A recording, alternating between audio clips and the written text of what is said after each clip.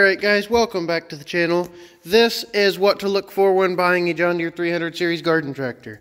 This was a requested video. I don't have all the models to show you guys on, all I got is a couple 317s. And then in the parts row, I have a couple 300s, but we're not going to use those. So, when you're buying a 317 specifically, you always want to watch out for the engine. If the tractor does not run, make sure both cylinders have compression. That is a #1 thing for me, because these engines are notorious for running low on oil, and then stupid people drive them on the side of a hill and grenade one rod. So make sure you watch out for that. If you're buying them running, you don't usually have to worry about that. And then the Series 2 have an oil pump, and you shouldn't have to worry about that either, unless they run out of oil or something dumb. But on a 300 series, it is basically an oversized 140 with H2 instead of H1 or 3. This is your hydro disengage. If you're buying one non-running, thread this out to engage your hydro. To disengage it, to push it, thread it all the way down. And it's pushing 2 tabs down. If after you've done that, you get it running and it won't roll, the tabs are stuck, you need to take the platform off, and then one other cover and lube up and get working the 2 little tabs, and then your transmission will work. A couple things that I look out for. When I buy a running tractor, obviously you want to make sure it runs and drives good, everything seems strong and isn't making funny noises. If it's smoking blue, that means it's burning oil, and this goes for any gas engine. If it's smoking blue, it's probably burning oil, and you are going to need to do some engine work before too long, unless you want to just keep adding oil to the engine as you run it. Also keep an eye on your transmission level. A lot of them are missing the sight tube,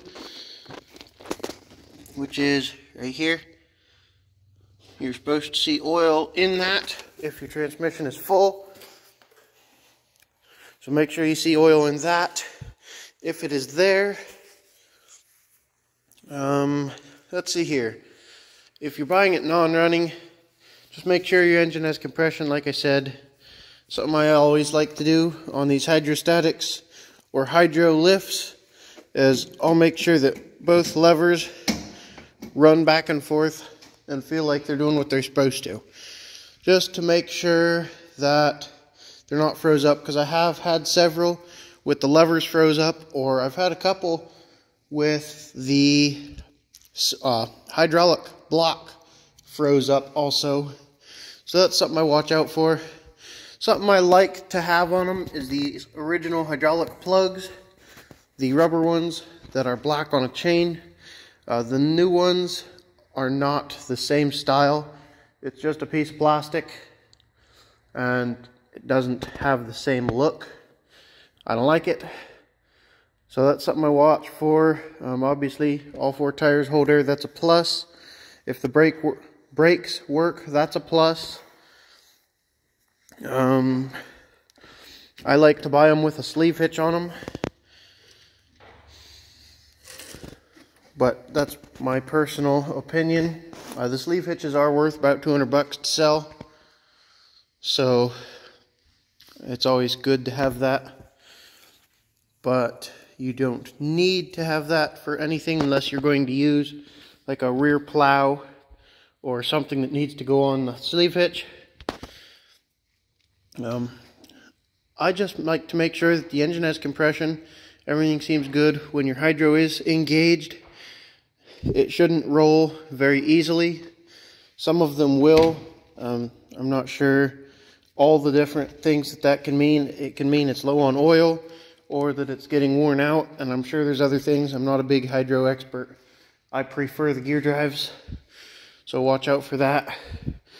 If it's running, I suggest trying to run the hydraulic lever and seeing if your linkage moves up and down, and I believe it's the outside lever on all the 300 series, but I know it is on the 317. So Yeah, I haven't had a lot of 300 series, so I can't tell you on that. But those are some things that I look out for. Obviously, the better the tin work is, the better. Wheel weights are obviously a big plus. Those are a couple $100 to buy. Like this tractor sits, I'd say it's probably worth $1,000, give or take. Again, it depends on location, and if you find somebody that wants it, it might take you a day to sell it, and it might take you a year to sell it. You got to have somebody that wants to purchase it, or it doesn't matter what your price is, you're not going to sell it. So just keep that in mind. I see a lot of people whining and complaining that they can't sell something. It's been a month and they haven't sold it. Well, boo freaking who. That's what I tell them. It usually takes more than that for these older tractors, especially some of the more common ones, because there's so many out there and there's not as many people anymore that want them. So just some things to watch out for. I like to make sure the steering box is tight also. Quarter turn of play like this is about normal on these old machines, and it is adjustable. So anything else, I can't think of it right now. So that's a few things that I look for. Again, you can go watch the 140 video and that will give you some more information. But that's all I can think of on this right now. So I hope you guys enjoyed the video. I hope you learned something or it was helpful to you in some way. If you have any video requests, let me know down in the comments. I will try to get to all of them. I read every comment, and I try to oblige every video request. Some things I can't get to because I don't have the equipment, but for the most part, I try to take care of all of them. So if you have any questions, comments, concerns, anything like that, drop them in the comments. If you enjoyed this video, please hit the like button, and if you're not already, please consider subscribing. And I will catch you on the next one. Thanks for watching, guys.